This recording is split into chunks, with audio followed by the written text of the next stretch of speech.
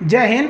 कोझिकोड जो विमान दुर्घटना हुआ था उसमें जो वीडियो बनाए थे उसमें हम आपको बताए थे कि दिन के समय लैंडिंग करने के लिए कौन कौन सी मार्किंग्स का प्रयोग किया जाता है और रात के समय तो लाइट्स का प्रयोग किया जाता है। लेकिन जो एक्चुअली घटना हुई थी कोझिकोड में वो खराब मौसम था और ठंड का दिन अब आने वाला है। वहाँ पर जो सबसे बड़ी भीषण समस्या होती है कोहरा का।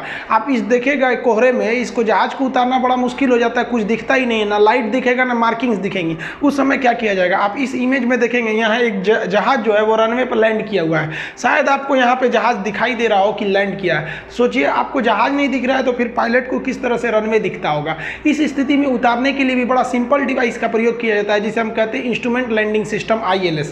यहाँ ये ILS सिस्टम लगे हुए हैं, इसी के द्वारा उतारा जा सकता है। ये ग्लाइड को आराम से कंट्रोल कर सकता था, लेकिन इस बार जो कोझिकोड की दुर्घटना हुई है उसमें ILS होने के बावजूद भी पता नहीं कैसे फ्लाइट की हाइट इतनी ज़्यादा थी कि दो बार गो अराउंड करना पड़ा, यानी वापस ले जाना पड़ा जहाज को। इस घटना की 100% सत्यता तो तभी पता चलेगी जब ब्लैक बॉक्स उसका आ जाएगा। तब ब्लैक बॉक्स क्या चीज़ होता है, जो ऑरेंज कलर का होता है, उसका हम एक बार वीडियो बना चुके हैं। आप उसको डिस्क्रिप्शन में लिंक दे देंगे, आप उसे जाके देख लीजिएगा। आप समझते हैं ये ILS काम कैसे करता है। देखिए जब भी कोई घना कोहरा होता है तो सबसे बड़ा समस्या क्या होता है कि जो रनवे है उसके सीध में जहाज है या नहीं है। मान लीजिए रनवे इधर है, जहाज यहाँ उतर जाएगा तो दिक्कत हो जाएगा। तो पहला क्या चीज़ होता है, आपको रनवे के सेंटर लाइन में मैच करना है। दूसरी समस्या क्या आती है कि भाई हाइट ज़्यादा रहना चाहिए या कम रहना चाहिए, मतलब मीडियम हाइट रहना चाहिए। हाइट जो होता है वो एंगल के हिसाब से देख सकते हैं। तो इसी को मेजर करने के लिए प्रयोग किया जाता है हम लोग को LAS इंस्ट्रूमेंट लैंडिंग सिस्टम। जैसे ये जहाज है तो एक ये एंगल बनाएगा, तो अगर ये एंगल ज़्यादा है तो फिर ये उतरेगा, यहाँ तो उतर नहीं पाएगा, ज़्यादा एंगल है तो आगे जाके उतरेगा, जाके उधर गिर जाएगा। और दूसरा कि मान लीजिए ये इसको इस सीध में उतरना है, उतर जाएगा इस सीध में, तो ये इसी को रोकने के लिए ILS का प्रयोग करते हैं। ILS सिस्टम में मेनली दो चीज़ें होती हैं। एक होता है एंटीना, आप यहाँ से लेकर यहाँ तक देख रहे होंगे ये एंटीना लगे हुए हैं, ये सब एंटीना लगे हुए हैं। ये क्या करता है, यही बताता है कि रनवे के बीचों बीच की जानकारी यही देता है, एकदम बीच में ले आ देता है। इसे हम कहते हैं लोकलाइजर। ये एंटीना हो गया लोकलाइजर। अब यहाँ आप देखेंगे कि एक खड़ा हुआ इस ये शेप में है, यहाँ एक दूसरा एंटीना टाइप का है।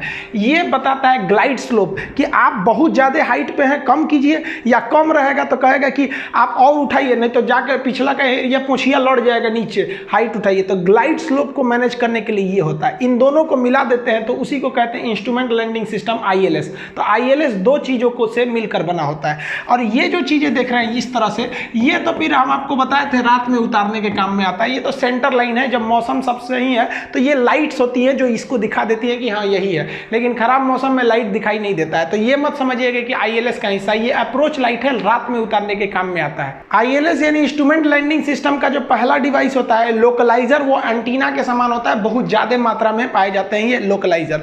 और ये जो ऐसे लंबा सा खड़ा हुआ है ये होता है आपका ग्लाइड स्लोप। ये दोनों जो है ना फ्रीक्वेंसी छोड़ते हैं, जो 90 से 50 हर्ट्ज की फ्रीक्वेंसी पर छोड़ते हैं, इनकी जो फ्रीक्वेंसी होती है। और ये आगे 5 से 6 किलोमीटर दूर तक ये अपनी फ्रीक्वेंसी को छोड़ते रहते हैं। इसको मौसम से कोई दिक्कत नहीं आने वाला है। तो पायलट 5 से 6 किलोमीटर पहले ही अपने हिसाब से लाइनअप कर लेता है लोकलाइजर से और अपने ग्लाइड को मेंटेन कर लेता है। तो ये हो गया आपका लोकलाइजर और ये हो गया आपका ग्लाइड स्लोप। दोनों 90 से 50 डिग्री के 50 हर्ट्ज की फ्रीक्वेंसी पर काम करते हैं। रनवे अभी उतना दूर है, वो 5 किलोमीटर दूर से ही उसका ILS जो उसका लोकलाइजर है या ग्लाइड स्लोप है वो इसको गाइड करते रहता है कि आप अपनी हाइट को मेंटेन करिए, एंगल जो है ठीक रनवे के में लाइन अप करके लेकर आइए, जिसकी मदद से ये इजीली पहुंच जाता है। ये यहाँ पर तो इसका लोकलाइजर ये यहाँ पे साइड में जो लगा हुआ है वो उसका ग्लाइड स्लोप को दर्शाता है। उसके बाद इसे आराम से हम टच डाउन करा सकते हैं, वेदर चाहे कैसा भी रहे। ILS का लोकलाइजर और ग्लाइड स्लोप तो बता देगा कि पायलट को कि भाई आपका हिसाब गड़बड़ है, लेकिन इस जहाज में बैठा पायलट को कैसे पता चलेगा कि हम गड़बड़ है? और अगर पता भी चल गया गड़बड़ है तो कैसे ये करेगा ऊपर नीचे, इसको कैसे कंट्रोल करेगा पायलट? पायलट जिस केबिन में बैठता है उसे हम लोग कहते हैं कॉकपिट। कॉकपिट में ILS द्वारा आ रहे सारे सिग्नल को मॉनिटर किया जाता है और उस हिसाब से कंट्रोल किया जाता है। कॉकपिट में ये वाला हिस्सा देख रहे हैं, इसे कहते हैं प्राइमरी फ्लाइट डिस्प्ले। ये जो होता है PFD, प्राइमरी फ्लाइट डिस्प्ले, इसी से पता चलता है। अभी यहाँ एक चीज देखेंगे तो ये रडार है, यहाँ आप देख रहे होंगे लाइनिंग है, तो इसको पता है कि भाई हमको इस डायरेक्शन डायरेक्शन में जाना है। तो डायरेक्शन तो फिक्स है, लेकिन केवल डायरेक्शन ही नहीं होता। हम आपसे कहते कि इधर ही है एयरपोर्ट, तो क्या चल उतर जाइएगा, मौसम खराब है, तो वो भी तो पता चलना चाहिए एयरपोर्ट से सीध में है कि नहीं, अब हमारी हाइट एयरपोर्ट पे उतरने लायक है कि नहीं है। तो ये तो सीध बता दिया कि आप इस डायरेक्शन में जा सकते हैं, लेकिन केवल डायरेक्शन दे देने से आप लैंड नहीं कर पाएंगे। अब यहाँ आप देख रहे हैं ये मौसम रडार है, ग्रीन वाला जिधर हमको जाना है वहाँ पर कोई दिक्कत नहीं, कोई बादल वगैरह उतना नहीं है, सब मौसम सही है। और ये जो ग्रीन वाला एरिया देख रहे हैं, इसे छिड़क दिया कलर टाइप का, वो ग्रीन वाला एरिया बता रहा है कि यहाँ जा सकते हैं, कोई दिक्कत नहीं है। येलो वाला बता रहा है कि भाई यहाँ पर थोड़े आंधी तूफान मिल सकते हैं। रेड वाला एरिया तो एकदम हाईली स्टॉर्म है, इसमें जाएंगे तो जहाज फंस जाएगा आपका। तो अभी हम मेनली पीएफडी को देखते हैं। ये प्राइमरी फ्लाइट डिस्प्ले है, इसी के हिसाब से पता चलता है। इसमें 4 चीजें बताई गई रहती है। इधर ये जो देख रहे हैं ये नंबरिंग, ये स्पीड को बताता है कि जहाज की स्पीड कितनी है, क्योंकि लैंडिंग के समय स्पीड भी बहुत मायने रखता है। और ये वाले जो डाटा देख रहे हैं यहाँ डाटा, ये आपको एल्टीट्यूड को बता रहा है और ये स्पीड को बता रहा है कि कितनी स्पीड है। अब बात ये तो डाटा की नहीं है, यहाँ तो मेन समस्या ये है कि आप रनवे के सेंटर लाइन में है या नहीं है। स्पीड अलग बात है, हाइट अलग बात है। यहाँ आपका मेन समस्या है कि सेंटर लाइन और एंगल कितना है, ज़्यादा एंगल तो नहीं है। तो इसके लिए बीच का ये जो लाइनिंग होता है ये बताता है कि आप रनवे के सेंटर लाइन में है कि नहीं। यहाँ आप देखेंगे एक आपको चौकोर टाइप का आपको मिलेगा, ये वाला बॉक्स यहाँ आपको इस शेप में एक आकृति मिलेगी। हम यहाँ बड़ा कर देते हैं, आप वो शेप देख लीजिएगा। इस शेप में यहाँ आपको एक आकृति मिल रही होगी। यहाँ पर आपका ये सेंटर लाइन अगर आके मैच कर गया तो समझ जाइए कि आप रनवे के एकदम सीध में है। ये जरूरी होता है, पायलट सबसे पहले रनवे के सीध में लाता है, उसके बाद हाइट को एडजस्ट करता है कि भाई पहले सीध में तो आ जाए तब हाइट एडजस्ट करना है। तो अगर मान लीजिए ये लाइनिंग आपको ऐसी तिरछी दिख रही तो आप तो सीध में नहीं है। यहाँ पर ये जो इस शेप में दिख रहा है इसके ये लाइन आपका कट करना चाहिए।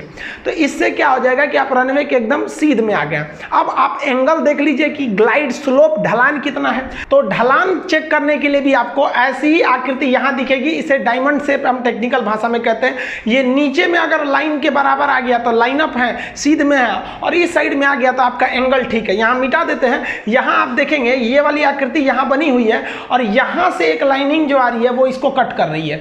तो अगर ये इसको कट कर दी तो ये एल्टीट्यूड सही है, आपकी ऊंचाई ठीक है।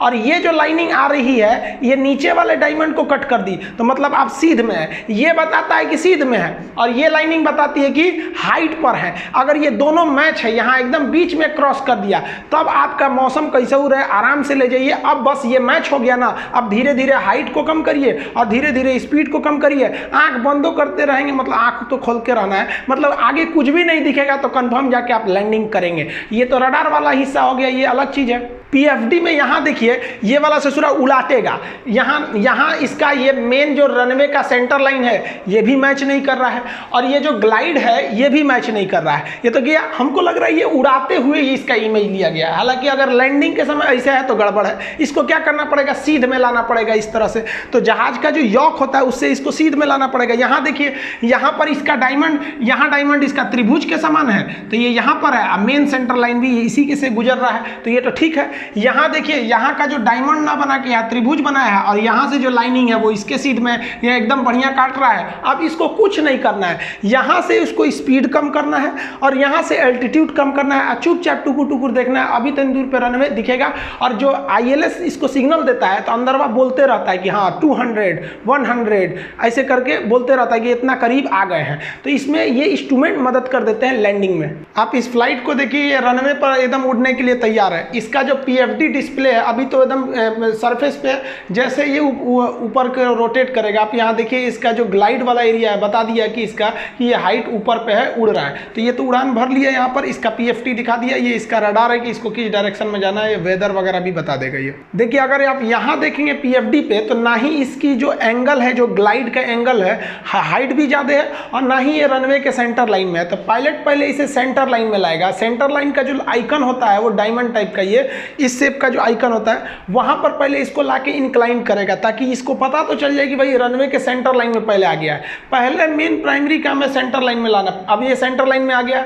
अब ये वाला जो आप देख रहे हैं ये वाला हिस्सा ये सेंटर लाइन में आ चुका है। अब ये हाइट ज्यादा होने की वजह से अब ये इसको इस वाले क्रॉस साइन के पास लेके जाएगा। यहाँ पर देखिए ये जैसे ही यहाँ मैच कर जाएगा, अभी भी ये सेफ नहीं है लैंड करने के लिए, इसकी हाइट बहुत ज्यादा है। अब ये जब जैसे ये दोनों एक दूसरे के बीच में आ जाएंगे, यहाँ आप देखिएगा एक दूसरे के बीच में आ गए। अब काम खत्म। अब बस यहाँ से ये आप एल्टीट्यूड घटाते रहिए और उधर साइड में इसके तो ये यॉक से ढक गया है वहाँ स्पीड घटाते रहिए, अब कोई दिक्कत नहीं है, अब लैंड कर जाएगा आराम से। आप यहाँ देखिए तो ये इसका सेंटर लाइन से मैच कर चुका है और ये इसका ग्लाइड से मैच कर चुका है। अब पायलट बस यहाँ से इसके अल्टीट्यूड को डाउन करते जाएगा और यहाँ से स्पीड को डाउन करते जाएगा, कैसे भी मौसम में आराम से ये लैंड करा देगा पीएफडी द्वारा। रफ वेदर कंडीशन में कुछ दिखता ही नहीं है, यहाँ पे उतारना बहुत मुश्किल होता है, पीएफडी के बिना मदद के इस इतने रफ मौसम में हम उतार ही नहीं सकते हैं। कम विजिबिलिटी में भी नीचे कौन सा शहर है पता ही नहीं चल रहा है, लेकिन इंस्ट्रूमेंटल लैंडिंग सिस्टम ILS इसको आराम से लैंड करा लेगा।